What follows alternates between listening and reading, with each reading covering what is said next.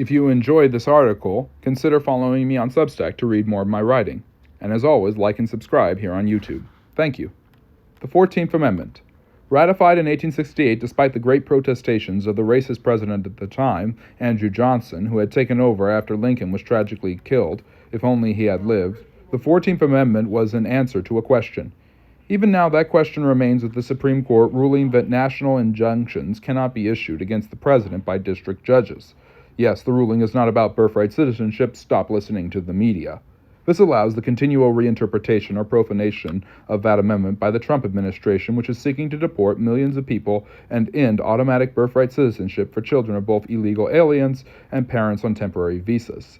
This would not end birthright citizenship, just limited scope. Legal residents on the pathway to citizenship would still give birth to citizens, and the effort is not retroactive, meaning that previous people born as citizens of undocumented peoples would not be subject to revocation, for now. This is not praising Trump, but actually giving clarity in an unclear age. Understanding what things actually are is how to disable political rhetoric. Don't believe me, wait for the new Grok 4 to find out coming after July 4th, or ChatGPT, or here's an idea, read the executive order for yourself. Now that I have answered the juicy, titillating political side, let's get to the historical side. One more point of order, however.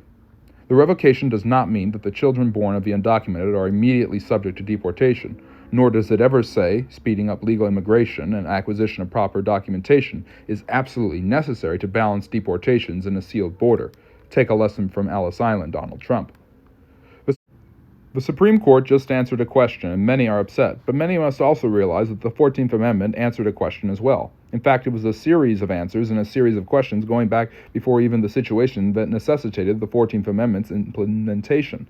The Civil War destroyed the Old South, and with the enforcement of one executive order, the Emancipation Proclamation, believe it or not, and the victory of the Union, the Republicans in Congress and Lincoln had the slave issue to solve.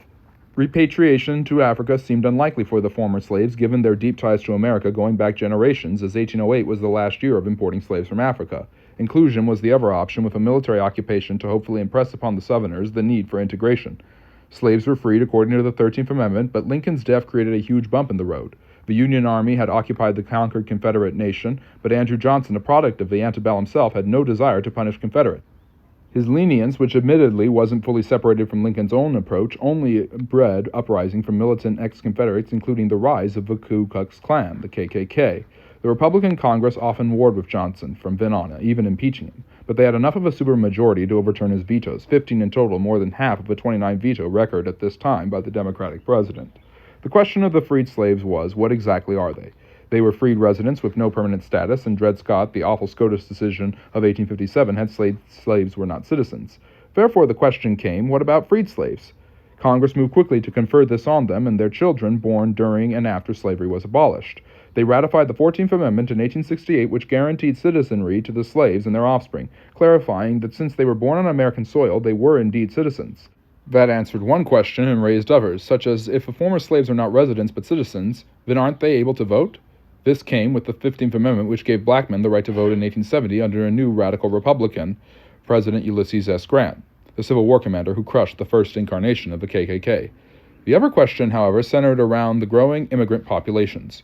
Were their children citizens or just legal residents like their parents? The amendment was later applied and the question answered in 1898 when the court ruled in U.S. v. Won Kim Ark that Won Kim Ark, a resident who was refused re-entry to the U.S. after visiting China because his parents weren't citizens, because he was born on U.S. soil, had the right to citizenship despite having immigrant parents. The application of the 14th Amendment to this decision is what is cited in order to protect the citizenship of dreamers, children born of illegals.